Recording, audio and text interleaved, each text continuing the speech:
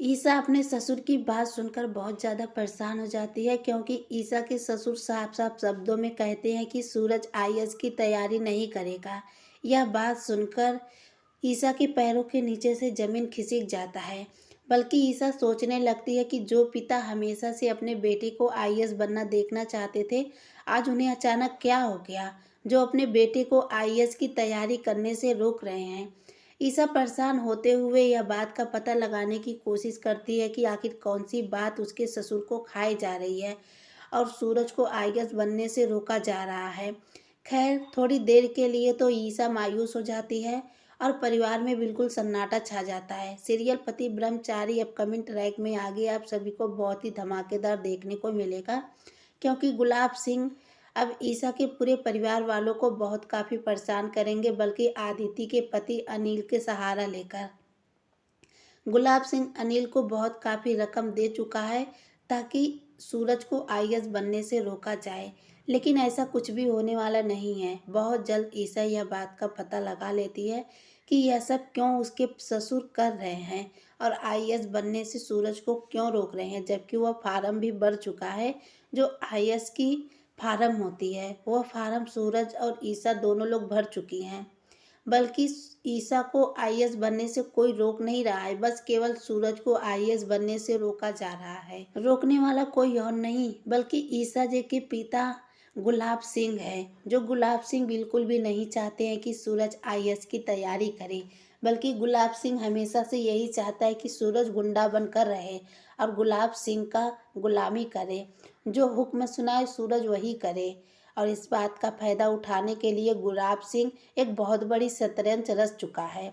लेकिन खैर, जो भी था वो तो आप सभी को अभी पता चल जाएगा। लेकिन उससे पहले मेरी आप सबसे छोटी सी रिक्वेस्ट रहेगी, अगर ईसा और सूरज से रिलेटेड अपडेट सबसे पहले आप देखना चाहते हैं तो हमारे चैनल को जल्द ही अभी सब्सक्राइब कर लीजिए और साथ ही बेल आइकन भी प्रेस कर लीजिए, ताकि जैसे ही सीरियल से रिलेटेड अपडेट अपलोड और नोटिफिकेशन सबसे पहले आप तक पहुँचे। पति ब्रह्मचारी सीरियल अपकमिंग ट्रैक में आगे आप सभी को बहुत ही बड़ा ट्विस्ट देखने को मिलेगा। जैसे ही ईसा जी के ससुर कमरे में बैठे रहते हैं, ईसा जी अपने ससुर के पास जाती है और कहती है कि पापा, आखिर आपको हो क्या गया है? आप अभी तक सूरज को आईएएस बनने के लिए अपने मुंह से खुद बोल रहे थे और अचानक से आपको क्या हो गया जो आप सूरज को आईएएस बनने से रोक रहे हैं? आपको मेरी कसम, आप मुझे सच सच बताइए, आखिर बात क्या है? बात तो जरूर कुछ होगी, इसलिए तो आप अपने बेटे सूरज को आईएएस की तैयारी करने से रोक रहे हैं। सूरज के पिता बहुत काफ़ी मायूस हो जाता है, बल्कि परिवार के लोग भी बहुत काफ़ी शर्मिंदगी महसूस कर रहे थे।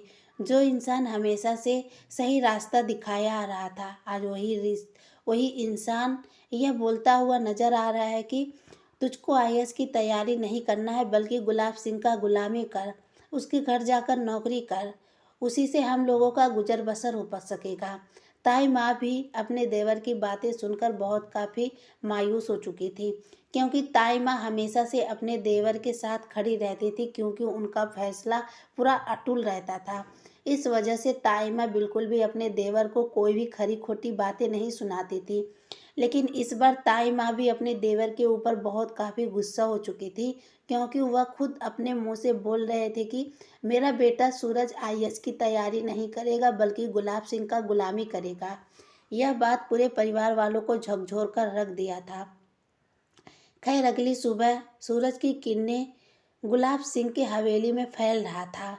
फैलते ही समय ईसा भी अपने पापा गुलाब सिंह के पास पहुंच चुकी थी, क्योंकि उससे पहले ही ईसा जी ने सारी सच्चाई का पता लगा लिया था कि सूरज को आईएएस बनने के लिए कोई और नहीं बल्कि उसके पापा गुलाब सिंह ही रोक रहे हैं।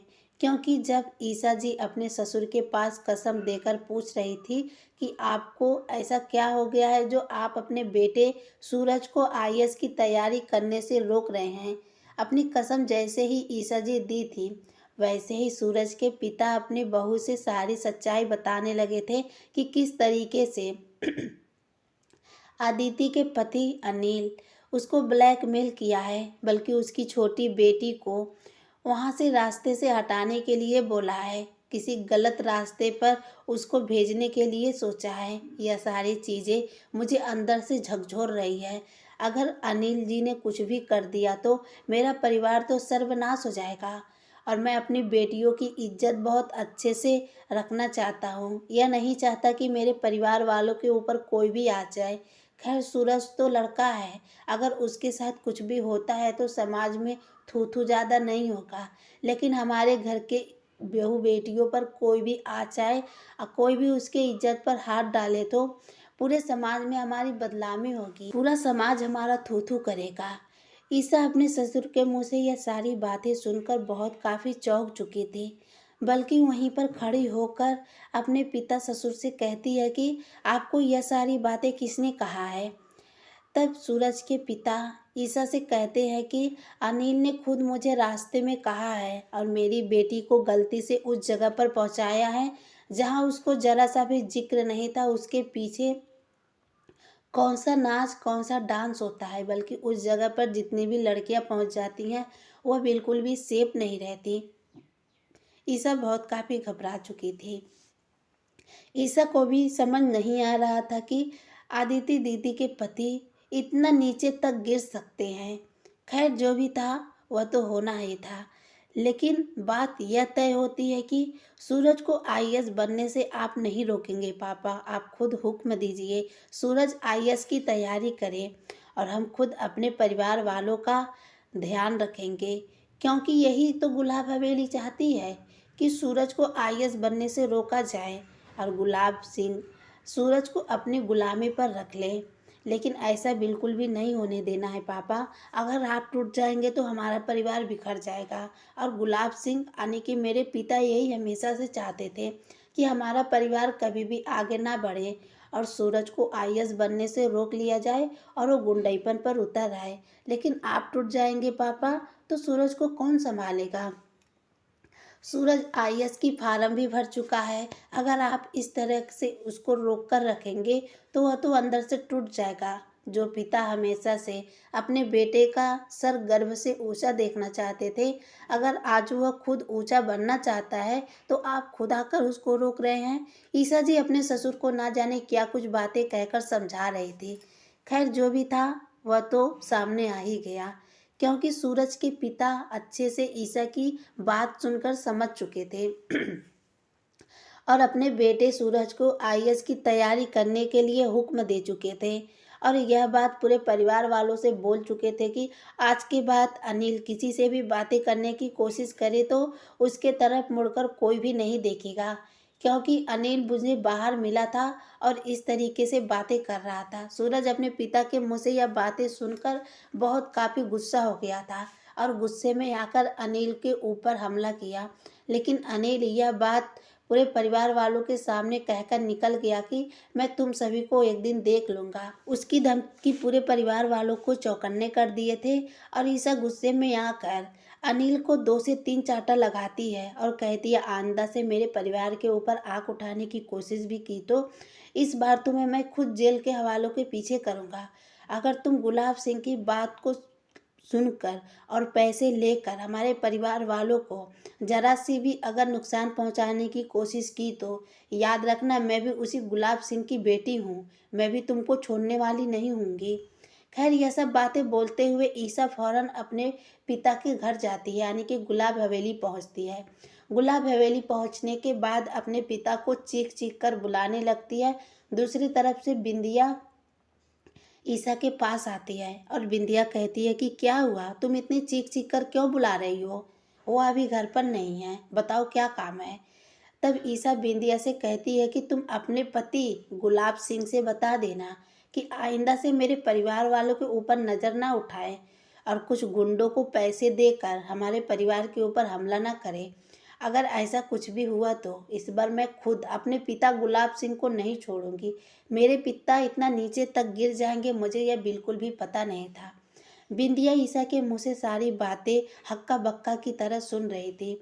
बिंदिया सोच रही थी कि गुलाब सिंह मेरे पीठ पीछे इतना सब कुछ कर रहे हैं और मुझे जरा सा भी अंदाजा नहीं हुआ।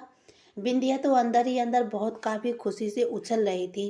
खैर थोड़ी ही देर के बाद गुलाब सिंह भी गुलाब हवेली पहुंच गए और अपनी बेटी ईसा को उसकी माँ बिंदिया से इस तरीके से बातें करते हुए बहुत काफ़ी चीख पड़े। लेकिन इस बार ईसा भी बहुत काफ़ी गुस्से में थी, इसलिए अपने पापा को भी नहीं परखी। ईसा चीखते हुए अपने पापा गुलाब सिंह से बोली कि अगर आज के बाद तुम मेरे परिवार वालों के ऊपर ज़रा सी भी उंगली उठाने की कोशिश की है तो मुझसे बुरा क्यों नहीं होगा। आज तक मैं सारे दर्द सहती आई हूँ, लेकिन तुम लोगों ने मेरे परिवार वालों को भी नहीं छोड़ा है। अगर आप मुझे नुकसान पहुँचाते, आप लोग मुझे कुछ भी करते तो शायद मैं चुप रहती, लेकिन इस बार मेरे परिवार वालों की बात है, याद रखिएगा पापा। अगर इस बार मेरे परिवार वालों के ऊपर ज़रा सा भी आ जाए तो मैं खुद आपके ऊपर रिपोर्ट दर्ज करवाऊंगी। यह मत सोचिएगा कि आप गुलाब सिंह हैं और आपको कुछ भी नहीं होगा, आप छूट सकते हैं, लेकिन मैं भी गुलाब सिंह की बेटी हूँ और मैं ऐसा केस डालूंगी कि आप बिल्कुल भी बाहर नहीं निकल पाएंगे, आपकी गुंडईपन भी नहीं चलेगा। इसलिए आप मेरे परिवार वालों को पीछा छोड़ दो।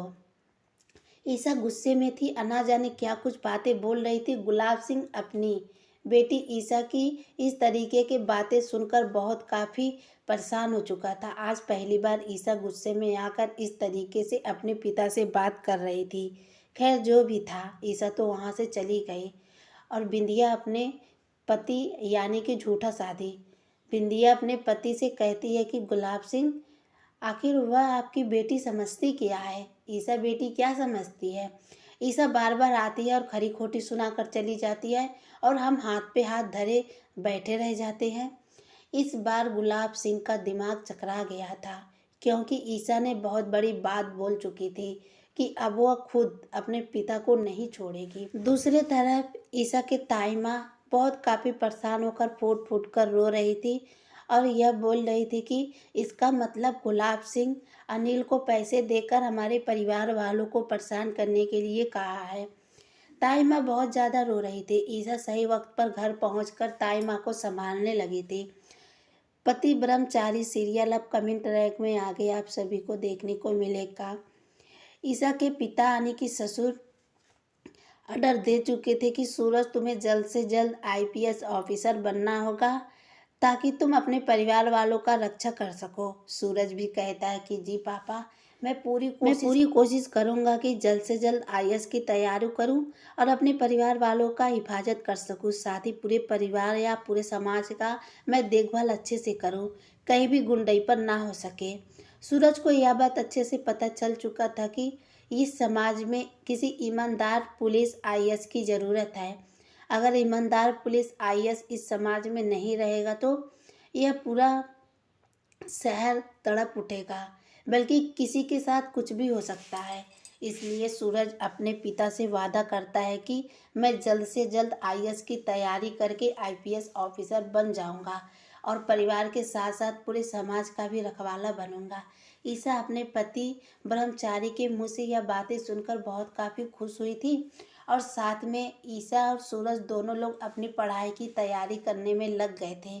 लेकिन कुछ पल के लिए ईसा को अपने पति के ऊपर बहुत काफ़ी प्यार आ रहा था और वह सोचने लगी कि मेरा पति ब्रह्मचारी कितना क्यूट सा है, जो बात बोलो वो अच्छे से समझ जाता है, लेकिन उसको समाज गुंडा समझती है, जबकि वह गुंडा था नहीं। उसे गुंडा बस गुस्सा ने बना दिया था, उसके अपनों ने गुंडा बनाया था। अगर अपने परिवार सूरज के साथ होते तो आज सूरज यहाँ तक नहीं पहुँचता। आज सूरज गुंडा नहीं बनता, बल्कि एक कामयाब आईएएस बन चुका होता।